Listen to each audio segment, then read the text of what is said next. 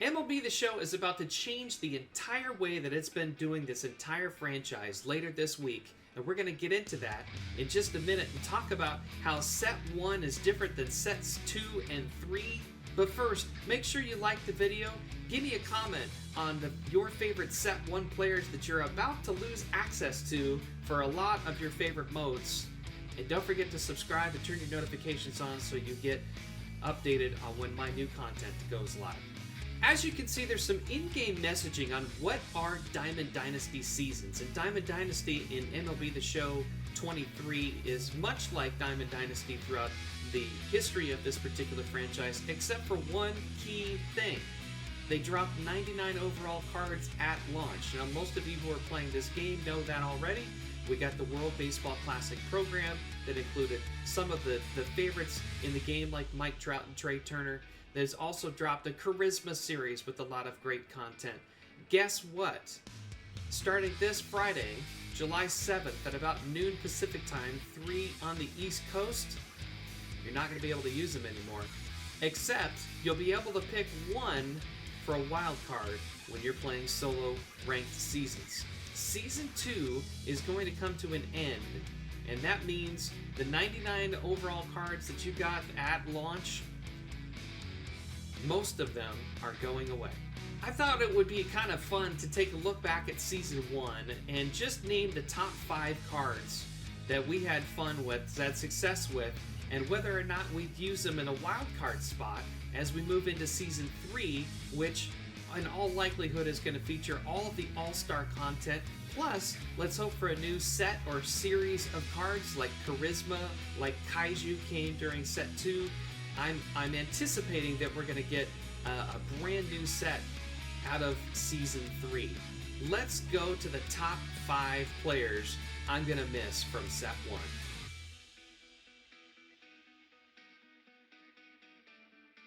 Number 5. He's only a 97 overall card, but Rafael Devers, the Charisma series, I did some pretty serious damage with. 45 home runs online, most by a few on my club in the first 2 seasons. And not only that, but we batted .360 with this particular card. That includes quite a bit of time on the Hall of Fame setting where I generally struggle. 92 RBIs is close to 30 more than any other player that I have currently on my Diamond Dynasty team. Now, you ask, why is he number 5? Well, this was an early game card. He was a Charisma Series card. I played him a lot at third. I played him more over at first. And that's because there were other cards that came out whose attributes were just a little bit better than Rafael Devers. And while I do like the card and I'm gonna miss him, there are others out there. Number 4, Mike Trout, another World Baseball Classic card, 99 overall card. Really good, naturally, to have a Mike Trout that I'm sure is going to be in the top 5 lists of many of you out there. I have him at 4, personally, because I played him in left field, and his vision, if we take a look at his attributes, his 90 vision and his contact, his PCI was just a little bit on the small side for me, and his swing, I had trouble picking up slider occasionally. I struggled with Mike Trout in certain situations. I struck out 75 times and walked only 8, but we did hit .305 with him over the course of the first 2 sets with 30 homers and 59 RBI. He also had 10 doubles and a triple. Good enough speed to have some stolen bases. I usually didn't run with him very much. I had 2 stolen bases and was caught twice, but Mike Trout, who I mostly played in left field, checks in at number 4. Number 3, Trey Turner.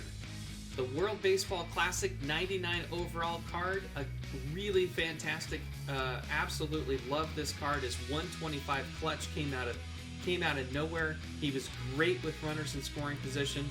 We also have him at parallel 5. We had 309 with Trey. Played him mostly at shortstop until we hit parallel 5. And then we had some other guys, including Francisco Lindor, that I wanted to play to get him also to that particular level. 32 homers, 19 doubles, 3 triples, 61 RBIs with Trey in 108 games and 314 at-bats. Again, a lot also on the Hall of Fame setting. I hit with Trey pretty much on every level.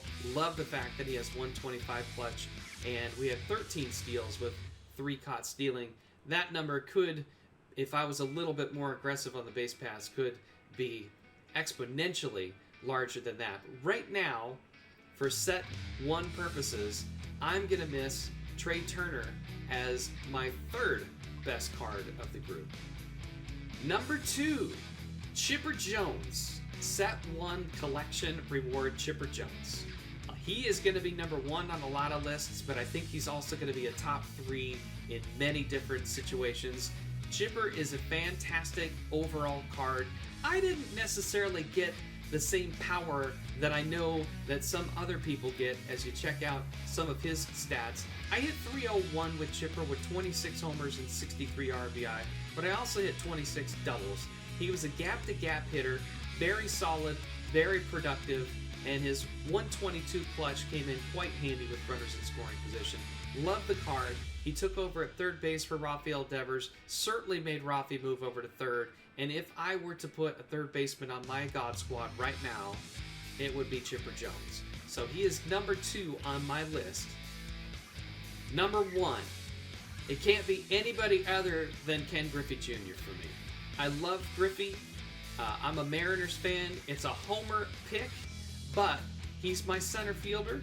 He always will be my center fielder, and he bats in the number 3 spot. If you're part of the Twitch stream at twitch.tv/bmac_redbeard, we have Ken Griffey Jr. emotes. We absolutely love watching the guy play as I grew up, and some of his attributes aren't as high as some of the other cards, but you take a look at his stats, we hit 331 with him with 38 homers and 67 RBIs with 103 hits, 20 doubles, and 5 triples.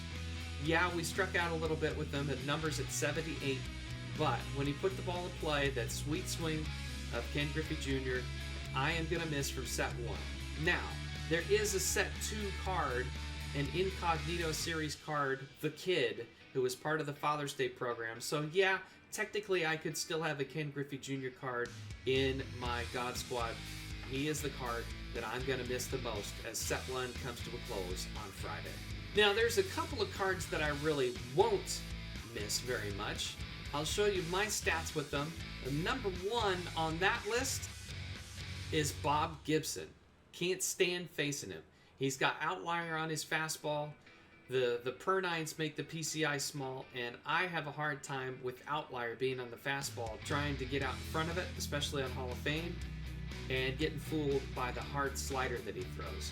The changeup is nasty too, and a lot of people throw the sinker. That one, if you're throwing the sinker a little bit more than the fastball, I could time it up a little bit better, but to me, the fastball slider difference is really tough to pick up. I went 12-5 with Bob Gibson with an ERA at 4.36. So quite average. I did strike out more batters with Bob Gibson than anybody else in set 1. But God, Bob Gibson, really tough card for me to face. I won't miss it. Number 2, he's Dustin May. Another card that is pretty nasty to hit. He's got a hard sinker and a difficult slurve to face along with the hard fastball, and he'll mix in a cutter and a changeup. He was actually one of my more productive pitchers, even though his ERA was a shade under 5, an 8-7 record in 98 innings with 92 strikeouts and 9 walks. So he and Bob Gibson I fared okay with.